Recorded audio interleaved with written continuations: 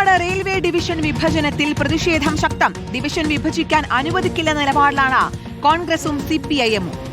ഡിവൈഎഫ്ഐയുടെ നേതൃത്വത്തിൽ ഇന്ന് പാലക്കാട് റെയിൽവേ ഡിവിഷൻ ഓഫീസ് ഉപരോധിക്കും. യൂത്ത് കോൺഗ്രസ് പാലക്കാട് ജില്ലാ കമ്മിറ്റിയുടെ നേതൃത്വത്തിൽ റെയിൽവേ ഡിവിഷൻ ഓഫീസിലേക്ക് പ്രതിഷേധ മാർച്ചും നടത്തും. പ്രതിഷേധത്തിൽ വി.കെ. ശ്രീകണ്ഠൻ എം.പിയും പങ്കെടുക്കും. അഭിജിത്ത് മുഴക്കുന്ന വാർത്തയുടെ വിവരങ്ങൾ നൽകാൻ ചേരുകയാണ്. Abhijith, good morning. അപ്പോൾ റെയിൽവേ വിഭജനം, ഡിവിഷൻ വിഭജനം, അപ്പോൾ അതിലൂടെ കേരളത്തിനുണ്ടാവുന്ന നഷ്ടം, ട്രെയിൻ യാത്രക്കാർക്കുണ്ടാവുന്ന നഷ്ടം, കേരളത്തോട് തുടർച്ചയായിട്ട് കാണിക്കുന്ന കേന്ദ്ര സർക്കാരിൻ്റെ അവഗണന, ഇതൊക്കെ ഉയർത്തിക്കാട്ടിക്കൊണ്ട് പ്രതിഷേധം കടുപ്പിക്കുകയാണ് കോൺഗ്രസും ഒപ്പം CPM-ഉം യുവജന സംഘടനകളും. അപ്പോൾ ഇന്നത്തെ ഒരു പ്രതിഷേധത്തിൻ്റെ രൂപം അത് എങ്ങനെയായിരിക്കും? ഒപ്പം BJP-ക്ക് പ്രത്യേകിച്ചൊന്നും മിണ്ടാൻ, സംസാരിക്കാൻ, ന്യായീകരിക്കാൻ പോലും കഴിയുന്നില്ല അല്ലേ അഭിജിത്ത്?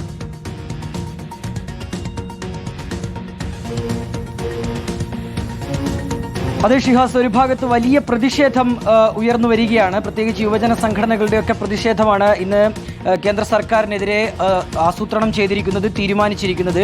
ഡിവൈഎഫ്ഐയുടെ നേതൃത്വത്തിലാണ് പാലക്കാട് റെയിൽവേ ഡിവിഷൻ ഓഫീസ് ഉപരോധിക്കുന്നത്. ഉദ്യോഗസ്ഥരെ ഈ ഡിവിഷൻ ഓഫീസിനകത്തേക്ക് പ്രവേശിപ്പിക്കാൻ അനുവദിക്കില്ല എന്ന് ഡിവൈഎഫ്ഐ വ്യക്തമാക്കുകയും ചെയ്തിട്ടുണ്ട്. ഒപ്പം തന്നെ യൂത്ത് കോൺഗ്രസും സമാനമായ രീതിയിലുള്ള ഒരു പ്രതിഷേധത്തിലേക്ക് കടക്കുന്നു. വി.കെ. ശ്രീകണ്ഠൻ MP ഉൾപ്പെടെ ഈ പ്രതിഷേധത്തിന്റെ ഭാഗമാവുകയും ചെയ്യും. ഇതിൽ കൃത്യമായി തന്നെ കഴിഞ്ഞ ദിവസം പ്രതിപക്ഷ നേതാവ് ഉൾപ്പെടെ മുഖ്യമന്ത്രി ഉൾപ്പെടെ വ്യക്തമാക്കിയ ഒരു കാര്യം, ഇത്തരത്തിലുള്ള ഒരു തീരുമാനം അതിലേക്ക് പോകാൻ കേന്ദ്ര സർക്കാരിന് അനുവദിക്കില്ല എന്നുള്ളതാണ്. കൃത്യമായി തന്നെ സംസ്ഥാന സർക്കാരിനുണ്ടാകുന്ന ഒരു വരുമാന നഷ്ടം കൂടി ചൂണ്ടിക്കാട്ടിയാണ് ഇത്തരത്തിൽ ഒരു തീരുമാനം അല്ലെങ്കിൽ ആ രീതിയിലുള്ള ഒരു പ്രതിഷേധം ഇതിൽ നിന്ന് ഉയർന്നു വരികയും ചെയ്യുന്നത്. മംഗളൂരു ഡിവിഷൻ അത് വെട്ടിമുറിക്കാൻ പാലക്കാടിൻ്റെ ഭാഗത്ത് നിന്ന് മാറ്റുമ്പോൾ അത് ഏകദേശം 500-600 കോടിയുടെ വർധനവ് വാർഷിക വരുമാനത്തിൽ ഉണ്ടാകും. അത് കർണാടകക്കാണ് ആ ഒരു നേട്ടം ഉണ്ടാവുക. അതേസമയം തന്നെ കേരളത്തിന് വലിയ രീതിയിലുള്ള ഒരു തിരിച്ചടി ഉണ്ടാവുകയും ചെയ്യും. അതുതന്നെയാണ് ഈ പ്രതിഷേധത്തിൻ്റെ ഏറ്റവും പ്രധാനപ്പെട്ട കാര്യവും.